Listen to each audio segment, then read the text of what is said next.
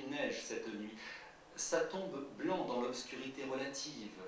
Au matin, 10-20 cm, tout est recouvert et uniformément réparti, blanc sur blanc, plan sur plan, quels que soient les éléments et les reliefs urbains. À l'aube, s'activent ceux en charge de dégager les routes, déblayer les trottoirs. La neige est une matière dont on dispose à sa guise, et selon la quantité, malléable, transportable, escamotable. On la pousse et l'entasse pour libérer le passage, d'aucuns vont même jusqu'à entonner l'ouverture de la chasse. On la pelte, la racle et la gerbe pour ne pas que ça gèle dessus ou derrière, derrière ou dessus. Car le danger vient des glissades, des pertes d'appui ou d'équilibre, des chutes et de la casse éventuelle qui en résulte. Évitons, je vous prie, que la phrase ne s'étale. Gag du beau de Paname.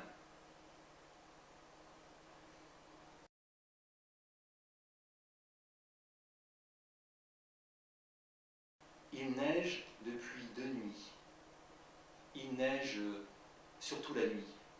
La nuit, sur tout. Ne dites rien, c'est une surprise. Quelqu'un prépare quelque chose. On doit s'absenter un moment, faire semblant de ne pas être au courant, et puis, oh, surprise, il a neigé, il neige, c'est blanc, c'est froid, c'est pareil partout. La neige est une manière de voir, une matière du voir, une catégorie du visible, un état du monde, une fabrique de paysages. 2. Bruit feutré des voitures roulant au ralenti, piétons rares, emmitouflés de pied en cap, écharpe, gants, capuche, anorak, avançant d'un pas prudent, taches de couleur vive ou pas sur fond blanc. Tout ce qui n'est pas blanc se détache d'autant. Tout ce qui est foncé ou coloré l'est d'autant plus. Le reste sombre, dissous par la blancheur du manteau neigeux, cette blancheur ouatée du neigeux qui recouvre, cimente, unifie les choses, les neutralise, pellicule, couche, sédiment, blanc, blanc, blanc. Est-ce qu'elle enjolive ou est-ce qu'elle ment? La neige dissipe et dissimule, noie le distinct dans l'indistinct, ramène toute chose à son contour, son blanc volume, perdu dans le blanc tout venant d'un monde devenu blanc. Bienvenue dans le devenir blanc du monde blanc. Voici pour vous donner envie, au moins une fois dans votre vie, d'être un nègre marron et de rompre vos chaînes, fussent-elles rhétoriques. Nous, les sangs chauds, devons envisager froidement la rébellion. De la neige jusqu'au cou, Don Quichotte pensa. Il était temps. Le cauchemar virait au planétaire. À quand la révolution?